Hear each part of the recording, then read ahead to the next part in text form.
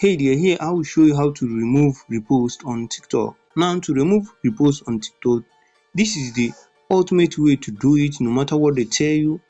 Open your TikTok like this. Now inside TikTok, now click on profile.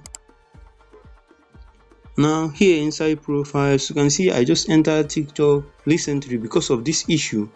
Now click on this repost icon here. Now here you can see the video I just repost. Now click on the one you want to remove the repost like this. Now press here. Now click on remove repost. As you can see, I have removed the repost. As you can see, it have removed. That's how to remove repost.